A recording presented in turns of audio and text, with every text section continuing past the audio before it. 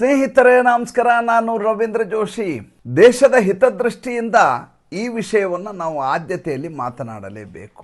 ನರೇಂದ್ರ ಮೋದಿ ಮತ್ತು Donald Trump ಅಮೆರಿಕೆ ಅಧ್ಯಕ್ಷ ಪರಸ್ಪರ ಭೇಟಿಯಾದಂಥ ಸಂದರ್ಭ ಫ್ರಾನ್ಸ್ನ G7 ಸಮಿಟ್ನಲ್ಲಿ 16 ತಿಂಗಳ ಗ್ಯಾಪ್ ನಂತರ ಪರಸ್ಪರ ಭೇಟಿಯಾದದ್ದು. ಭಾರತದ ಪ್ರಧಾನಿ ಹಾಗೂ ಅಮೆರಿಕೆ ಪ್ರಧಾನಿ ಭೇಟಿಯಾಗೋದು ಏನು ದೊಡ್ಡ ಐತಿಹಾಸಿಕ ವಿಚಾರವಲ್ಲ. ಈ ಹಿಂದೆ ಯಾವ ಪ್ರಧಾನಿಯೂ ಭೇಟಿ ಆಗಿಲ್ಲ ಅನ್ನುವಂಥ ವಿಚಾರ ಅಲ್ಲ. ಆದರೆ ಡೊನಾಲ್ಡ್ ಟ್ರಂಪ್ ಬಂದ ಮೇಲೆ ಭಾರತದ ಮೇಲೆ ಆಗಿರುವಂಥ ವ್ಯತಿರಿಕ್ತ ಪರಿಣಾಮಗಳು ಮತ್ತು ಭಾರತದ ಪ್ರಭೆಯ ಮೇಲೆ ಆತ ಮಾಡ್ತಾ ಇದ್ದಂಥ ಕಳಂಕದ ಹಿನ್ನೆಲೆಯಲ್ಲಿ ನರೇಂದ್ರ ಮೋದಿ ಆತನ ಜೊತೆ ಅಂತರವನ್ನು ಕಾಪಾಡಿಕೊಂಡಿದ್ದರು. 4 ಬಾರಿ ಫೋನ್ ಮಾಡಿದರು. ನರೇಂದ್ರ ಮೋದಿ ನನ್ನ ಫೋನನ್ನು ರಿಸೀವ್ ಮಾಡಲಿಲ್ಲ ಅಂತ ಒಂದು ಸಲ ಸ್ವತಃ ಡೊನಾಲ್ಡ್ ಟ್ರಂಪ್ ಹೇಳಿದ್ದನ್ನು ತಾವೆಲ್ಲ ಕೇಳಿದ್ದೀರಿ. ಹೀಗಾಗಿ ಈ ಬಾರಿ ಅನಿವಾರ್ಯವಾಗಿ ಭೇಟಿಯಾಗಬೇಕಾದಂಥ ಸಂದರ್ಭ ಫ್ರಾನ್ಸ್ನಲ್ಲಿ G7 ಸಮಿಟ್ನಲ್ಲಿ.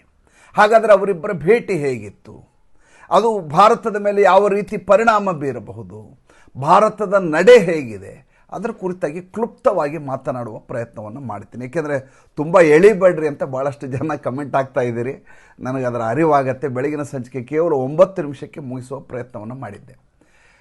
ಮೊದಲನೇದಾಗಿ ಈ ಬಾರಿ ನರೇಂದ್ರ ಮೋದಿ ಪಾಲ್ಗೊಂಡಿದ್ದು ಭಾರತದ ಪ್ರತಿನಿಧಿಯಾಗಿ ಅಲ್ಲ, ಭಾರತದ ಪ್ರಧಾನಿಯಾಗಿ ಮಾತ್ರವಲ್ಲ. He was represented as the on behalf of global south. ಅಲ್ಲಿ ಸ್ಪಷ್ಟವಾಗಿ ಬರೆಯಲಾಗಿತ್ತು, ತಾವು ಅದನ್ನು ಗಮನಿಸಬೇಕು. ಗ್ಲೋಬಲ್ ಸೌತ್ನ ಪ್ರತಿನಿಧಿಯಾಗಿ ಅಷ್ಟೂ ರಾಷ್ಟ್ರಗಳ ಪರವಾಗಿ ಮಾತನಾಡಲಿಕ್ಕೆ ಅವರಿಗೆ ಸಂಪೂರ್ಣ ಪರಮಾಧಿಕಾರವನ್ನು ಈ ಸಮಿಟ್ನಲ್ಲಿ ನೀಡಲಾಗಿತ್ತು. ವಿಶ್ವಗುರು ಅಂತ ತಮಾಷೆ ಮಾಡ್ತಾರಲ್ಲ, ನರೇಂದ್ರ ಮೋದಿ ಅವ್ರ ಬಗ್ಗೆ ಮೂದಲಿಸುವಂಥವ್ರು ದಯವಿಟ್ಟು ಈ ಮಾತನ್ನು ನೀವು ಹೇಳಬೇಕು. ನರೇಂದ್ರ ಮೋದಿ ಹೋಗಿದ್ದು ಕೇವಲ ಭಾರತದ ಪ್ರಧಾನಿಯಾಗಿ ಅಲ್ಲ ಅಂತ. ಅಲ್ಲಿ ಅವರು ಭಾಳ ಮುಖ್ಯವಾಗಿ ಮಾತನಾಡಿದ ವಿಚಾರ, ಅವರಿಗೆ ತುಂಬ ಕಾಡ್ತಾ ಇದ್ದಂಥ ವಿಚಾರ ಏನು ಅಂತಂದರೆ, ಮೊನ್ನೆ ಅನಗತ್ಯವಾಗಿ ನಮ್ಮ 3 ನಾವಿಕರನ್ನು ಅಮೇರಿಕೆಯ ಸೈನ್ಯ ಹತ್ಯೆ ಮಾಡಿದ್ದರ ಬಗ್ಗೆ. ಹೀಗಾಗಿ ಅವರು safety and security of the navigation, ಅಂದರೆ ಸಮುದ್ರದೊಳಗೆ ಸುರಕ್ಷತೆಯಿಂದ ಮತ್ತು ಸ್ವಾತಂತ್ರ್ಯದಿಂದ ಸಂಚರಿಸುವಂಥ ವ್ಯವಸ್ಥೆ ಆಗಬೇಕು ಅನ್ನೋದ್ರ ಬಗ್ಗೆ ಭಾಳ ದೊಡ್ಡ ಮಟ್ಟದ ತಮ್ಮ ಪ್ರತಿಪಾದನೆಯನ್ನು ಮುಂದಿಟ್ಟರು ನರೇಂದ್ರ ಮೋದಿ ಅವರು. ನಿಮಗೆ ಗೊತ್ತು, ಇದರಿಂದ ಯಾವ ರೀತಿ ಅಮೆರಿಕ ಮತ್ತು ಇರಾನ್ ಯುದ್ಧದಿಂದ ಯಾವ ರೀತಿ ಎಲ್ಲ ರಾಷ್ಟ್ರಗಳು ಕನ್ನಲಿ ಹೋಗಿದ್ದಾವೆ ಅನ್ನೋದು ನಿಮ್ಗೆ ತುಂಬ ಚೆನ್ನಾಗಿ ಗೊತ್ತಾಗಿದೆ. ಈಗಿರುವಂಥ ಭಾಳ ಮುಖ್ಯವಾದ ವಿಚಾರ ಅದೇ ಕೂಡ. ಎರಡನೇದಾಗಿ, ನಾಳೆ ಏನು ಒಪ್ಪಂದಕ್ಕೆ ಸಹಿ ಆಗಲಿದೆಯೋ ಅದರ ಹಿನ್ನೆಲೆಯಲ್ಲಿ ಈಗ ಡೊನಾಲ್ಡ್ ಟ್ರಂಪ್ ಫ್ರಾನ್ಸ್ಗೆ ಬಂದಿದ್ದು, ನಾಳೆ ಸ್ವಿಟ್ಜರ್ಲೆಂಡ್ನಲ್ಲಿ ಇರ್ತಾರೆ, ಜಿನಿವಾದಲ್ಲಿ ಸಹಿ ಆಗತ್ತೆ. ಅಲ್ಲಿಗೆ JD ವ್ಯಾನ್ಸ್ ಬರ್ತಾರೆ. ಅದಕ್ಕಿಂತ ಮುಂಚೆ ಡೊನಾಲ್ಡ್ ಟ್ರಂಪ್ ಒಂದು ಬಾಂಬನ್ನು ಹಾಕಿದ್ದಾರೆ. ನಮ್ಮ ಒಪ್ಪಂದಕ್ಕೆ ಅವರು ಒಪ್ಪಿಕೊಳ್ಳದೆ ಹೋದರೆ ಅವ್ರ ಮೇಲೆ ಬಾಂಬ್ ಹಾಕ್ತೇವೆ, ಅವ್ರ ತಲೆ ಮೇಲೆ ಬಾಂಬ್ ಹಾಕ್ತೇವೆ ಇರಾನ್ ಮೇಲೆ ಅಂತ ಸಹಿ ಮಾಡೋಕ್ಕಿಂತ ಮುಂಚೆ ಹೇಳಿದ್ದಾರೆ. ಈಗಾಗಲೇ ಒಂದು ಸಹಿ ಆಗಿದೆ. ಏನು ಸಹಿ ಆಗಿದೆ? ಡೊನಾಲ್ಡ್ ಟ್ರಂಪ್ ಹೇಳೋ ಪ್ರಕಾರ ಡಿಜಿಟಲ್ ಸಿಗ್ನೇಚರ್ ಆಗಿದೆ. ಆ ಡಿಜಿಟಲ್ ಸಿಗ್ನೇಚರ್ ಏನಪ್ಪ ಅಂತಂದರೆ, ಇಟ್ ಈಸ್ ಎನ್ MOU ಅಂತ, ಮೆಮೊರಾಂಡಮ್ ಆಫ್ ಅಂಡರ್ಸ್ಟ್ಯಾಂಡಿಂಗ್ ಮಾತ್ರ, ಒಪ್ಪಂದ ಅಲ್ಲ ಅದು. ಅಂದರೆ ಈಗಲೂ ಕೂಡ ಈ ಸಂದಿಗ್ಧತೆಯನ್ನು ಮುಂದುವರಿಸಿಕೊಂಡು ಹೋಗುವ ಮನಸ್ಥಿತಿಯಲ್ಲಿಯೇ ಡೊನಾಲ್ಡ್ ಟ್ರಂಪ್ ಇದ್ದಾರೆಯೇ ವಿನಃ ಇದಕ್ಕೊಂದು ತಾರ್ಕಿಕ ಅಂತ್ಯವನ್ನು ಕೊಟ್ಟು ಬಿಡೋಣ, ಇದನ್ನು ಪರಿಹರಿಸಿಬಿಡೋಣ ಅನ್ನುವಂಥ ಮನಸ್ಥಿತಿಯಲ್ಲಿಲ್ಲ. ಅವರ ದುರಹಂಕಾರ ಇನ್ನೂ ಕಡಿಮೆ ಆಗಿಲ್ಲ ಅನ್ನೋದು ಸಾಬೀತಾಗ್ತಾ ಇದೆ. ಆದರೆ ನರೇಂದ್ರ ಮೋದಿಯವರ ಸಾತತ್ಯದಲ್ಲಿ ಅವ್ರ ಜೊತೆಗಿದ್ದಾಗ ಅವರ ನಡವಳಿಕೆ ಹೇಗಿತ್ತು ಅಂದರೆ, ಅದಕ್ಕೆ ಹಿಂದಿ ಒಳಗೆ ಒಂದು ಶಬ್ದ ಹೇಳ್ತಾರೆ, ಅಂದರೆ ಚಾಪಲೂಸಿ ಮಾಡೋದು, ಅಂದರೆ ಚಮಚಾಗಿರಿ ಮಾಡೋದು ಅಂತ, ಅಥವಾ ಪಕ್ಕದಲ್ಲಿರೋರನ್ನ ಹೊಗಳೋದು, ಅನಗತ್ಯವಾಗಿ ಹೊಗಳೋದು. ನರೇಂದ್ರ ಮೋದಿ ಅವ್ರದ್ದು ಒಂದು ನಡೆ ಇದೆ. ಏನು ನಡೆ ಅಂದರೆ, ಅವರು ಅನಗತ್ಯವಾಗಿ ಪತ್ರಿಕಾಗೋಷ್ಠಿಯಲ್ಲಿ ಪಾಲ್ಗೊಳ್ಳೋದಿಲ್ಲ. ಮೊದಲಿಂದ ಅವರ ಆಪರೇಟಿಂಗ್ ಪ್ರೊಸೀಜರ್ ಅದು ಮಾಡ್ಕೊಂಡು ಬಂದಿದ್ದಾರೆ. ಮೊದಲನೇದಾಗಿ ನರೇಂದ್ರ ಮೋದಿ ಅವರ ಪಕ್ಕಕ್ಕೆ ಡೊನಾಲ್ಡ್ ಟ್ರಂಪ್ ಕೂಡುವಂಥ ಸ್ಥಿತಿ ಬರುತ್ತೆ ಅಂತ ಡೊನಾಲ್ಡ್ ಟ್ರಂಪ್ಗೆ ಗೊತ್ತೇ ಇರಲಿಲ್ಲ. ಇದಕ್ಕಿದ್ದ ಹಾಗೆ ನರೇಂದ್ರ ಮೋದಿ ಬಂದ ತಕ್ಷಣ ಡೊನಾಲ್ಡ್ ಟ್ರಂಪ್ ಎದ್ದು ನಿಲ್ಲಬೇಕಾದ ಅನಿವಾರ್ಯತೆ ಬಂತು. ಅದನ್ನು ಗಮನಿಸಿ, ನೀವು ವಿಡಿಯೋ ನೋಡಿದರೆ ನಿಮ್ಗೆ ಗೊತ್ತಾಗುತ್ತೆ. ಡೊನಾಲ್ಡ್ ಟ್ರಂಪ್ ಕೂತಿದ್ದಾರೆ, ನರೇಂದ್ರ ಮೋದಿ ಎಂಟ್ರ್ ಆಗ್ತಾರೆ.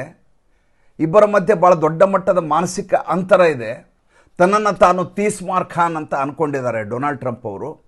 ಸ್ವತಃ ಐರೋಪ್ಯ ರಾಷ್ಟ್ರಗಳ ಎಲ್ಲ ಪ್ರತಿನಿಧಿಗಳು, ಚಾನ್ಸಲರು, ಪ್ರೆಸಿಡೆಂಟ್ ಬಂದ ಸಂದರ್ಭದಲ್ಲಿ ಈತ ಹೆಡ್ ಮಾಸ್ಟರ್ ಥರ ಕುರ್ಚಿಯಲ್ಲಿ ಕೂತಿದ್ದ, ಅವರೆಲ್ಲ ಸುತ್ತಲೂ ನಿಂತಿದ್ದರು. ಅಂಥದ್ದೊಂದು ಘಟನೆ ಸಂಭವಿಸಿತ್ತು, ಅದರ ಬಗ್ಗೆ ನಾನು ಹಿಂದೆ ಮಾತಾಡಿದ್ದೆ. ಆದರೆ ನರೇಂದ್ರ ಮೋದಿ ಬಂದ ತಕ್ಷಣ ತನಗೇ ಗೊತ್ತಿಲ್ಲದ ಹಾಗೆ ಡೊನಾಲ್ಡ್ ಟ್ರಂಪ್ ಎದ್ದು ನಿಲ್ತಾರೆ. ಅವರಿಗೆ ಹಸ್ತವನ್ನು ಕುಲುಕಿ ಕೂತ್ಕೊಳ್ಳಿಕ್ಕೆ ವ್ಯವಸ್ಥೆಯನ್ನು ಮಾಡಿಕೊಡ್ತಾರೆ. ಎರಡನೇದು, ಪತ್ರಿಕಾಗೋಷ್ಠಿ ಶುರುವಾಗತ್ತೆ. ಪತ್ರಿಕಾಗೋಷ್ಠಿಯಲ್ಲಿ ನರೇಂದ್ರ ಮೋದಿ ಅತ್ಯಂತ ಕಂಫರ್ಟೇಬಲ್ ಆಗಿ ಬ್ಯಾಕ್ ಸೀಟ್ನಲ್ಲಿ ಹೊರಗಿಕೊಂಡು ಕೂತಿರ್ತಾರೆ. ಈತ ತುದಿಗಾಲಲ್ಲಿ ಕುರ್ಚಿಯ ಮುಂದೆ ಎದುರುಗಡೆ ಮಾಧ್ಯಮದವರಿಗೆ ಉತ್ತರ ಕೊಡಲಿಕ್ಕೆ ತುದಿಗಾಲ ಮೇಲೆ ನಿಂತ ಹಾಗೆ ವರ್ತಿಸ್ತಾ ಇರ್ತಾರೆ ಡೊನಾಲ್ಡ್ ಟ್ರಂಪ್. ಅಂದರೆ ನರೇಂದ್ರ ಮೋದಿಯವರ ಒಳಗಡೆ ಇದ್ದಂಥ ಒಂದು ಬಿರುಸು ಏನಿದೆ, ಕೋಪ ಏನಿದೆ, ಮುನಿಸು ಏನಿದೆ, ಅದು ಮೇಲ್ನೋಟಕ್ಕೆ ಎದ್ದು ಕಾಣಿಸ್ತಾ ಇತ್ತು. ನಾನೀಗಾಗಲೇ ಹೇಳಿದೆ, ನರೇಂದ್ರ ಮೋದಿ ಅವರ ಆಪರೇಟಿಂಗ್ ಸ್ಟೈಲ್ ಏನಪ್ಪ ಅಂತಂದರೆ ಪತ್ರಕರ್ತರ ಪ್ರಶ್ನೆಗೆ ಅವರು ಉತ್ತರ ಕೊಡೋದಿಲ್ಲ. ಯಾವತ್ತೂ ಸಂದರ್ಶನ ಕೊಡಬೇಕು ಅಂದರೆ ಅವರೇ ಕರೆಸ್ಕೊಂಡು ಗಂಟೆಗಟ್ಟಲೆ ಮಾತಾಡ್ತಾರೆ. ಅದು ಇಷ್ಟು ವರ್ಷ ಅವ್ರು ನಡ್ಸ್ಕೊಂಡು ಬಂದಿರೋದು. ಅದರ ಬಗ್ಗೆ ಇಲ್ಲಿ ಚರ್ಚೆ ಬೇಡ. ಪ್ರಶ್ನೆ ಕೇಳಿದವರು ಭಾರತೀಯ ಪತ್ರಕರ್ತರಲ್ಲ, ಬಹಳಷ್ಟು ಜನ ಐರೋಪ್ಯ ಪತ್ರಕರ್ತರಿದ್ದರು, ಒಂದಷ್ಟು ಜನ ಅಮೇರಿಕನ್ ಪತ್ರಕರ್ತರಿದ್ದರು.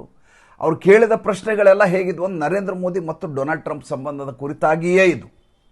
ಡೊನಾಲ್ಡ್ ಟ್ರಂಪ್ ಚಾಪಲೂಸಿ ಮಾಡಿದರು ಅಂತ ಹೇಳಿದ್ರು, ಚಮಚಾಗಿರು. ಏನಂತ ಹೇಳಿದ್ರು? Narendra Modi is an Angel, ಅಂದರೆ ಆತ ಒಬ್ಬ ದೇವದೂತ. ನೋಡಲಿಕ್ಕೆ ಅವರು ಭಾಳ ಸುಂದರವಾಗಿ ಎಲ್ಲ ಕಾಣಿಸ್ತಾರೆ, ಬಟ್ ಭಾಳ ಟಫ್ ಆಗಿದ್ದಾರೆ ಅವರು. ಹಿ ಈಸ್ ಅ ಹಾರ್ಡ್ ನೆಗೋಷಿಯೇಟರ್, ಅಂದರೆ ಒಪ್ಕೊಳ್ಳಲ್ಲ ವ್ಯವಹಾರಕ್ಕೆ, ಒಟ್ಟಿಗೆ ಅವರು ಹೇಳಿದ ತಕ್ಷಣ ಕೇಳ್ಕೊಳ್ಳೋದಿಲ್ಲ ಅಂತೇಳಿ. ಆಮೇಲೆ ಅವರ ಶೈಲಿ, ಹಿ ಈಸ್ ಅ ಕಿಲ್ಲರ್, ಅಂದರೆ ಆತ ಹಿಡಿದು ಮಾಡಬೇಕು ಅಂತಂದು ಮಾಡ್ತಾರೆ ಅನ್ನೋದು. ಈ ರೀತಿಯಾಗಿ ಹೊನ್ನಶೂಲಕ್ಕೆ ಏರಿಸ್ತಾ ಇದ್ರು ಡೊನಾಲ್ಡ್ ಟ್ರಂಪ್. ಆದರೆ ನರೇಂದ್ರ ಮೋದಿ ಇದರಿಂದ ಪುಳಕಿತರಾಗಬೇಕಾಗಿತ್ತಲ್ಲ. ನರೇಂದ್ರ ಮೋದಿ ಪುಳಕಿತರಾಗಲಿಲ್ಲ. ಲೇ ಡೌನ್ ಆರಾಮಾಗಿ, ಭಾಳ ಸಟ್ಲಾಗಿ, ಯಾವುದೇ ರೀತಿಯ ಭಾವೋದ್ವೇಗಕ್ಕೆ ಒಳಗಾಗಲಾರದೆ, ಇದೇ ನನ್ನ ಲೆಕ್ಕಕ್ಕೆ ಅಲ್ಲ ಅನ್ನೋ ರೀತಿಯಲ್ಲಿ.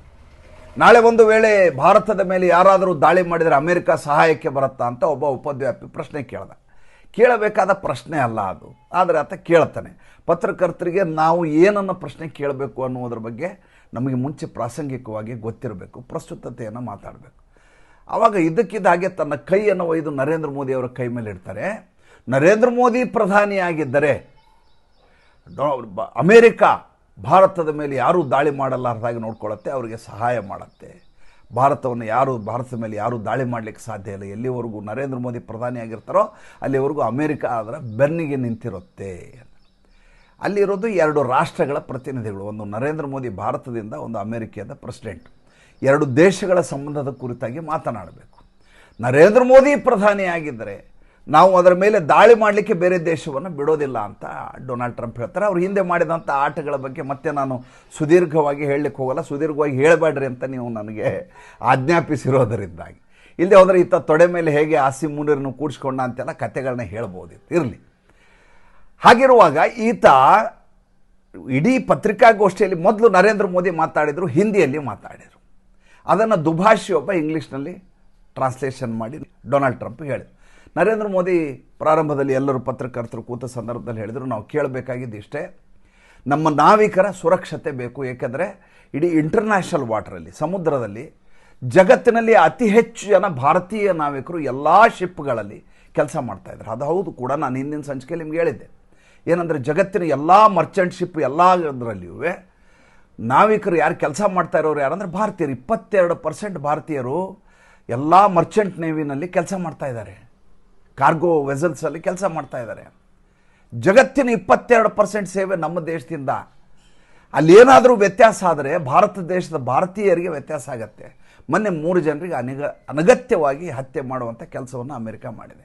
ಹೀಗಾಗಿ ನರೇಂದ್ರ ಮೋದಿ ಹೇಳಿದ ಮೊದಲ ಮಾತೇ ಅದು, ನಮ್ಮ ನಾವಿಕರು ಜಗತ್ತಿನ ಎಲ್ಲ ಕಡೆ ಸಮುದ್ರದಲ್ಲಿ ಸಂಚರಿಸ್ತಾರೆ, ಅದರ ಸುರಕ್ಷತೆಗೆ ಭಾರತ ಮೊದಲ ಆದ್ಯತೆಯನ್ನು ಕೊಡುತ್ತದೆ ಅಂತ. ಅದಕ್ಕೆ ಈತ ಒಪ್ಕೊಂಡ್ರು. ಮೊನ್ನೆ ಹೊಡೆದದ್ರ ಬಗ್ಗೆ ಏನು ಹೇಳ್ತೀರಿ ಅಂತ ಒಬ್ಬ ಪತ್ರಕರ್ತ ಕೇಳಿದ. ಇಲ್ಲ, ಅದ್ರ ಬಗ್ಗೆ ನನಗೆ ಬೇಸರ ಇದೆ ಅಂತ. ಮಾರ್ಕೋ ರೂಬಿಯೋ ಇದೆಲ್ಲ ಆಗ್ತವೆ ಅಂತ ಮೊನ್ನೆ ಉಡಾಫೆ ಮಾತಾಡಿದರು. ಆದರೆ ಡೊನಾಲ್ಡ್ ಟ್ರಂಪ್ ಹಾಗೆ ಹೇಳಲಿಲ್ಲ. ಯಾಕೆಂದರೆ ಡೊನಾಲ್ಡ್ ಟ್ರಂಪ್ಗೆ ತುಂಬ ಚೆನ್ನಾಗಿ ಗೊತ್ತು, ಈ ವಿಷಯದಿಂದ ನರೇಂದ್ರ ಮೋದಿ ತುಂಬ ನೊಂದುಕೊಂಡಿದ್ದಾರೆ ಅನ್ನೋದು ಸ್ಪಷ್ಟವಾಗಿ ಕಾಣಿಸ್ತಾ ಇತ್ತು. ಇಡೀ ಪತ್ರಿಕಾಗೋಷ್ಠಿ ಹೇಗಿತ್ತು ಅಂದರೆ, ನರೇಂದ್ರ ಮೋದಿ ಅವ್ರನ್ನ ಬಣ್ಣಿಸಲಿಕ್ಕಾಗಿ ಡೊನಾಲ್ಡ್ ಟ್ರಂಪ್ನನ್ನು ಎದುರಿಗೆ ಕೂರಿಸಲಾಗಿತ್ತು, ನರೇಂದ್ರ ಮೋದಿ ಅವ್ರನ್ನ ಹೊಗಳಿಲಿಕ್ಕಾಗಿಯೇ ಈತ ಬಂದಿದ್ದ ಅನ್ನುವ ರೀತಿಯಲ್ಲಿ ಇಡೀ ವರ್ತಮಾನ ಇತ್ತು. ಇದರ ಒಟ್ಟು ತಾತ್ಪರ್ಯ ಏನು? ಒಟ್ಟು ತಾತ್ಪರ್ಯ 0. ಯಾಕೆ 0 ಅಂದರೆ, ಈಗ ಏನು ಮಾತಾಡ್ತೀನಿ ಅದರ 10 ಸೆಕೆಂಡಿಗೆ ಏನು ಮಾತಾಡ್ತಾರೆ ಅಂತ ಡೊನಾಲ್ಡ್ ಟ್ರಂಪ್ಗೆ ಗೊತ್ತಿರೋದಿಲ್ಲ. ಇದು ನರೇಂದ್ರ ಮೋದಿಗೆ ತುಂಬ ಚೆನ್ನಾಗಿ ಗೊತ್ತಾಗಿದೆ. ಈ ಸಂಚಿಕೆಯನ್ನು ಮಾಡಿದ ಮೂಲ ಉದ್ದೇಶ ಏನಪ್ಪ ಅಂದರೆ, ಭಾರತ ತನ್ನ ಘನತೆಯನ್ನು ಹೇಗೆ ಕಾಪಾಡಿಕೊಂಡಿರುತ್ತೆ, ನರೇಂದ್ರ ಮೋದಿ ಅಂತ ಪ್ರಧಾನಿಯಾಗಿರೋದರಿಂದ ಭಾರತ ತನ್ನ ಅಸ್ತಿತ್ವವನ್ನು, ತನ್ನ ಪ್ರಭಾವಳಿಯನ್ನು ಹೇಗೆ ಜಾಗತಿಕ ಮಟ್ಟದಲ್ಲಿ ಎಲ್ಲ ಕಡೆ ತನ್ನ ಪ್ರಭೆಯನ್ನು ಉಳಿಸ್ಕೋತಾ ಇದೆ, ಮತ್ತು ಇಂಥ ದ್ವೇಷಮಯ ಸಂದರ್ಭದಲ್ಲಿ, ಇಂಥ ಸಂದಿಗ್ಧತೆಯಲ್ಲಿ ಭಾರತದ ನಡತೆ ಇದೆಯಲ್ಲ, ಅದು ಪ್ರಧಾನಿಯ ಮೂಲಕ ಸ್ಪಷ್ಟವಾಗಿ ಗೋಚರಿಸುತ್ತೆ. ನನಗೆ ತುಂಬ ಐತಿಹಾಸಿಕವಾದಂಥ ಘಟನೆ ಇದು ಅನ್ನಿಸ್ತು, ಮತ್ತು ನಾವು ನಮ್ಮ ಜೀವನದಲ್ಲಿ ಕಲಿಯಬೇಕಾದ ಪಾಠ ಇದು. ಎದುರುಗಡೆ ಒಬ್ಬ ವ್ಯಕ್ತಿ ಬಂದ ತಕ್ಷಣ ಒಂದು ಸಲ ಮೂಗಳನ್ನಾಗ್ತೀವಿ, ಆತನ ಬಗ್ಗೆ ನಮಗೆ ಬೇಸರ ಇರುತ್ತೆ, ಆದರೆ ನಗುತ್ತೀವಿ ಅವನು ನೋಡಿ. ಗುಲ್ಜಾರ್ ಆ ಮಾತನ್ನು ಹೇಳ್ತಾರೆ, ನಕ್ಕೆ ಎಂದ ಮಾತ್ರಕ್ಕೆ ಎಲ್ಲವನ್ನು ಮರೆತೆ ಎಂದುಕೊಳ್ಳಬೇಡ, ನಕ್ಕೆ ಎಂದ ಎದುರಿಗೆ ಸಿಕ್ಕೆ ಎಂದು ನಾನು ನಕ್ಕೆ ಎಂದ ಮಾತ್ರಕ್ಕೆ ನಿನ್ನನ್ನು ಕ್ಷಮಿಸಿದ್ದೇನೆ ಎಂದುಕೊಳ್ಳಬೇಡ ಅಂತ ಒಂದು ಗುಲ್ಜಾರ್ ಅವ್ರ ಮಾತಿದೆ, ಉರ್ದುನಲ್ಲಿ ಬರೆದಿರೋದು.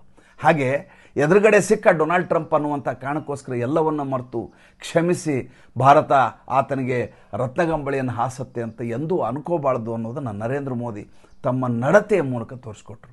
ನರೇಂದ್ರ ಮೋದಿಯವರ ನಡೆ ಇದೆಯಲ್ಲ, ನಿಜಕ್ಕೂ ಹ್ಯಾಟ್ಸ್ ಆಫ್. ಮತ್ತು ಮುಂದಿನ ಸಂಚಿಕೆಯಲ್ಲಿ ಹೊಸ ವಿಷಯದೊಂದಿಗೆ ಬರ್ತೇನೆ. ಪ್ರಕಾಶ್ ರಾಜ್ ಮಾಡಿದಂಥ ಉಪದ್ವ್ಯಾಪಿ ಮಾತಿನ ಬಗ್ಗೆ, ಪತ್ರಿಕಾಗೋಷ್ಠಿಯ ಬಗ್ಗೆ, ಮತ್ತು ಗಿರೀಶ್ ಮಟ್ಟಣ್ಣವ್ರ ಬಗ್ಗೆ ಮಾತಾಡಲೇಬೇಕು ಅನ್ನಿಸ್ತು. ಮಾತಾಡೋದು ತುಂಬ ಕಡಿಮೆ ಆ ವಿಚಾರದ ಬಗ್ಗೆ ನಾನು, ಆದರೆ ಇವತ್ತು ನಾನು ಸಂಜೆ ಮಾತಾಡ್ತೀನಿ. ತುಂಬ ಇಂಟ್ರೆಸ್ಟಿಂಗ್ ಆಗಿರೋ ವಿಚಾರ. ಸಂಜೆಯ ಸಂಚಿಕೆ ಕಾಯಿರಿ. ನಮಸ್ಕಾರ.